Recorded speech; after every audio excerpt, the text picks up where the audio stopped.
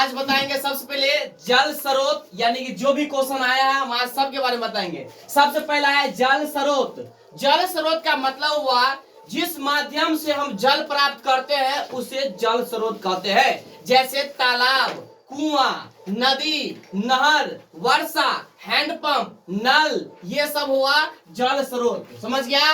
Yes sir. यानी जल स्रोत। अगर कहेगा बिजली स्रोत, तो जिस माध्यम से बिजली प्राप्त होती है उसे हम बिजली स्रोत कहेंगे।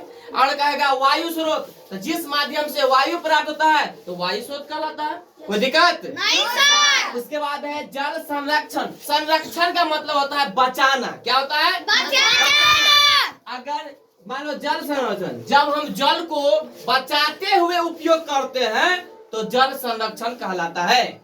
अगर मान लो कोई पूछेगा पैसा संरक्षण, जब हम पैसा को बचाते हुए उपयोग करते हैं तो पैसा संरक्षण हो गया। अगर मान लो हम समय संरक्षण, तो समय को बचाते हुए उपयोग करते हैं तो समय संरक्षण। उसी प्रकार से हुआ जल संरक्षण, मतलब जल को बचाना। जल को बचाना ही जल संरक्षण कहलाता है। किसको दिक्कत? तो 1 मिनट में समझा लेंगे। उसके बाद है प्रकाश स्रोत। जिस माध्यम से प्रकाश प्राप्त होता है उसे प्रकाश स्रोत कहते हैं। जैसे बिजली बल्ब, टॉर्च, सूरज, चांद, जुगनू आदि, ये सब क्या हो गया? प्रकाश स्रोत। जिस माध्यम से प्रकाश प्राप्त होता है उसे प्रकाश स्रोत कहते हैं। किसी को दिक्कत? उसके बाद है संसाधन। हम अपनी आवश्यकता को जिस माध्यम पूरा करते हैं ना, मान लो वैसी वस्तु जो हमारी जरूरत को पूरा करते हैं उसे संसाधन कहते हैं।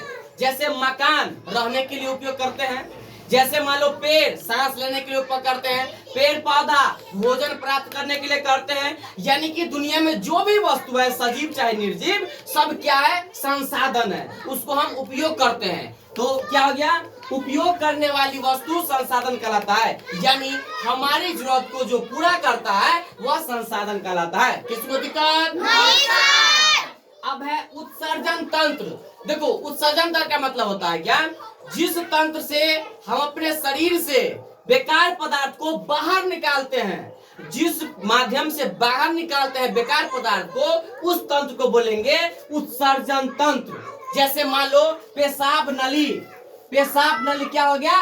उत्सर्जन तंत्र। हम पेशाब करते हैं जिस माध्यम से, वह हो गया पेशाब नली, उत्सर्जन तंत्र। जैसे शौचालय करते हैं तो शौचालय जिस माध्यम से आ रहा है उसे हम क्या बोलेंगे? उत्सर्जन तंत्र। किसी को दिक्कत?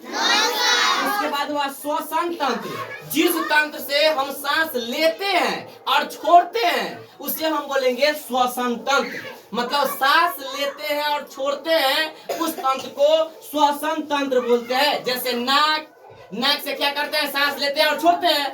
तो सांस लेना और छोड़ने वाली काम कौन कर रहा है? नाक कर रहा है। तो नाक क्या हो गया? श्वसन तंत्र। क्या हो गया? श्वसन तंत्र। अब हो गया उत्सर्जन पदार्थ। उत्सर्जन पदार्थ वैसी पदार्थ जो शरीर से बेकार पदार्थ निकलता है, यानी कि शरीर से बेकार पदार्थ निकलता है उसे हम उत्सर्जन पदार्थ कहते हैं। जैसे शौचालय, जैसे हो गया पेशाब, जैसे हो गया पसीना, जैसे हो गया नेटा, जैसे हो गया मल, ये सब क्या है? बेकार पदार्थ है। तो बेकार पदार्थ को ही क्या कहते हैं? उत्सर्जन पदार्थ कहते हैं। किसी को दिक्कत? किसी को दिक्कत है? एक बार में समझ लिया ना? याद हो गया ना? किसी को दिक्कत नहीं है ना? किसी को दिक्कत है तो क्लास में पूछो।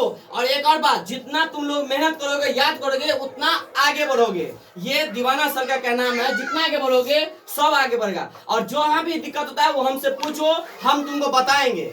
चाहे चैनल पर हो, चाहे आप कमेंट करके बताइए, लेकिन बता सकते हैं। अगर आप लोगों को भी दिक्कत है कहीं पे बच्चे को, तो बच्चे को दिखाइए, यह वीडियो बच्चे को दिखाइए और बच्चे को समझाइए। और जहां पर दिक्कत है कमेंट बॉक्स में बताएं, या मेरा कांटेक्ट नंबर है उस पर संपर्क करें। और हम लोगों ने समाज को आगे दिशा बताने के लिए यह निर्णय लिए हैं कि घर घर में शिक्षित होना चाहिए, सब बच्चा शिक्षित होना चाहिए। गरीब बच्चा को आगे बढ़ाने में हम बहुत ही मदद करते हैं। इसीलिए जो भी है पढ़ाई हम जिस माध्यम से देना चाहते हैं, आप लोग मेहनत करें, पढ़ाई को ग्रहण करें। तो इतना ही था। चलिए, जय हिंद, जय भारत।